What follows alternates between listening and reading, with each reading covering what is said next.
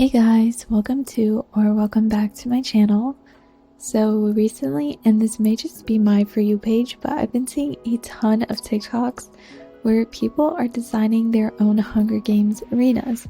Like, I saw a couple, there was one where they essentially placed the tributes into an abandoned circus, and then I saw another one where they put them in an abandoned aquarium, and then there's one I thought that was absolutely insane where the arena would be like a suburban neighborhood, but each house would resemble the tribute's family home.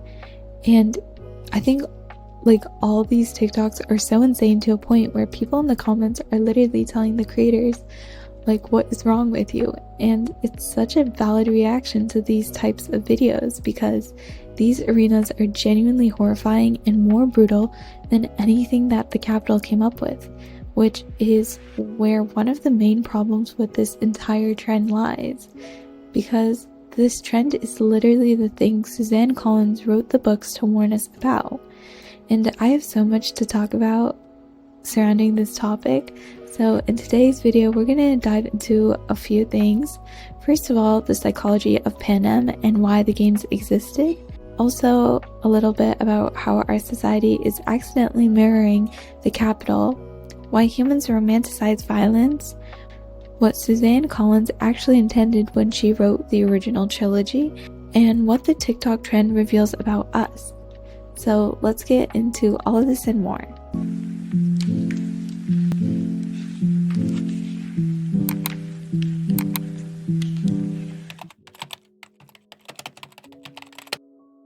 Remember, the games aren't just a punishment. They're a psychological weapon designed to control an entire nation, and Collins based all of this on real psychological research. Let's get down to the basics. The Capitol is seen to use operant conditioning, which is a theory by psychologist B.F. Skinner, which essentially tells us that behavior is shaped by its consequences. The Capitol uses punishment to shape the behavior of the districts. The Dark Days Rebellion, led by the different districts, led to the 74 years of annual Hunger Games, and this is negative reinforcement on a national scale.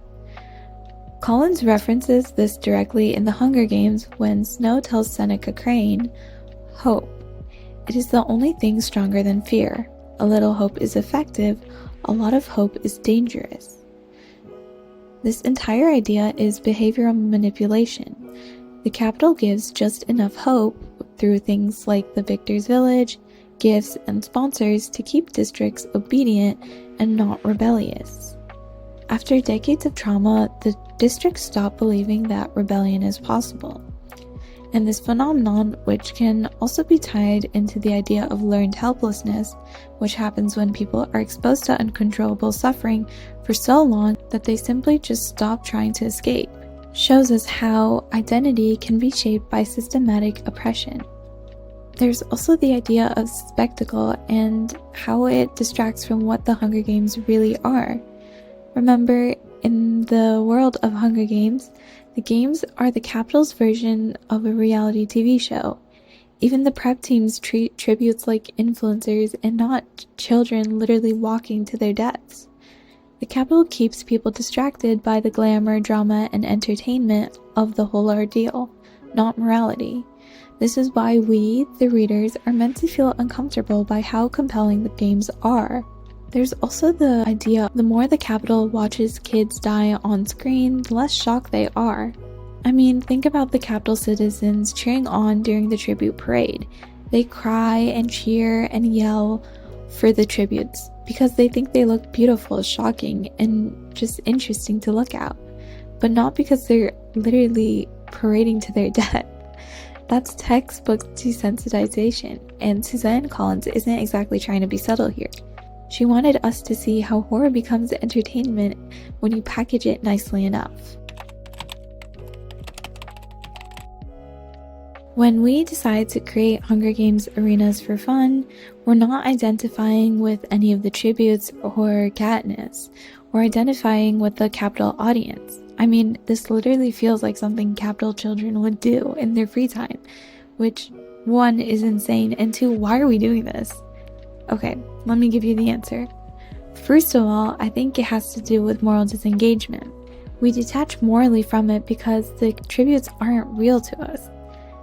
The horror of everything becomes invisible because it's framed as exciting, and TikTok is literally doing the same thing. We're turning trauma into a creative challenge and treating suffering as if it's an aesthetic.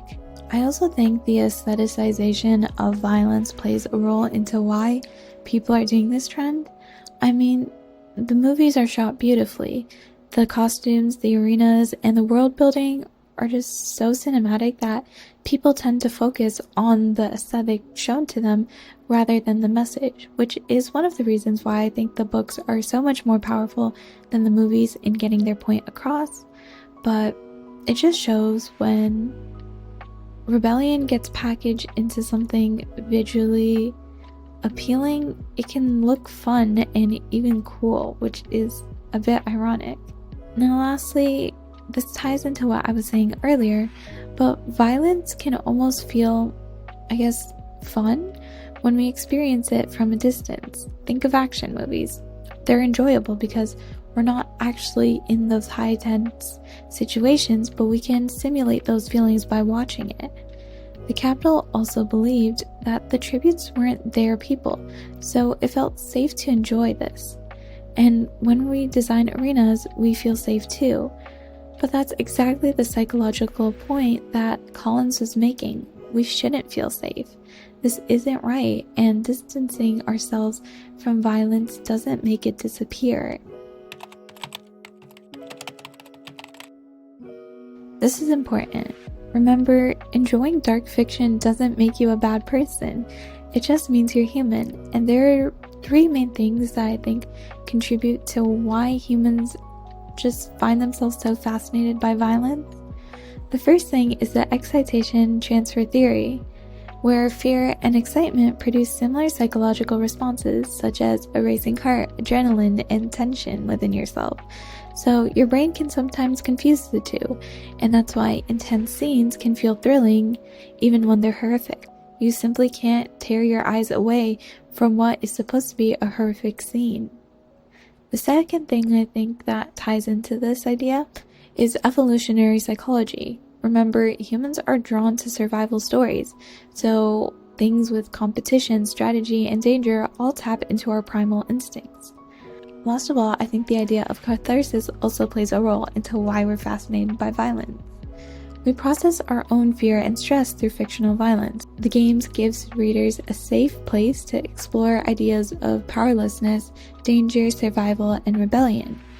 And none of this is wrong, but it becomes harmful when we turn it into something that is supposed to be glamorized, which ultimately brings us to, why did Suzanne Collins write these books?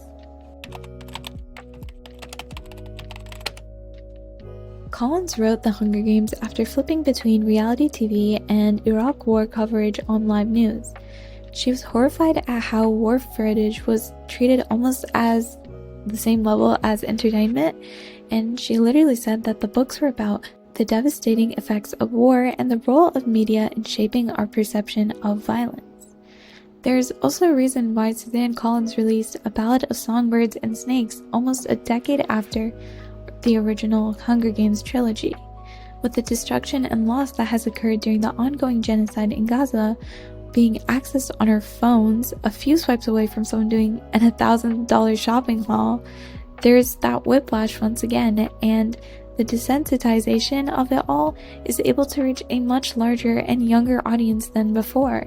And all of this is there to remind us that the books are not an aesthetic display of violence or about quirky arenas or cool outfits. Remember, Katniss was never meant to be the main badass female character. She's essentially a war survivor with untreated PTSD. Okay, the final thing I want to talk about is what the TikTok arena trend really reveals about us as a society. And I want to make something really clear. The people making these videos aren't like villains or anything. They're just doing what modern media trains us to do. But this trend eventually just reveals that we're extremely desensitized. We consume violence so frequently that fictional brutality feels normal and something we can explore openly. We also remix trauma into entertainment, and we treat dystopian suffering the way The Capital does, as something to redesign, repurpose, and make cooler almost. This trend also shows that we've forgotten the warning that Suzanne Collins put in her books. The Hunger Games wasn't meant to be aesthetic, it was meant to make you uncomfortable. Collins wanted us to ask, why do we find this entertaining and what does this say about us? So I don't think the real question is, what would you design your arena as? It should be, why are we so eager to design an arena in the first place? The Hunger Games isn't just a dystopian story. It works as a mirror, one that reflects our media habits, our desensitization, and our love of spectacle. Suzanne Collins didn't create the games for fan engagement. She created them as a warning about what happens when empathy loses itself to entertainment. These are just my thoughts on this entire trend and a brief look into my thoughts on the Hunger Games books as well. So please let me know what your thoughts are in the comments below. If you agree or disagree, I'd love to hear all about that. Make sure to like, subscribe, and I'll see you in the next video. Bye!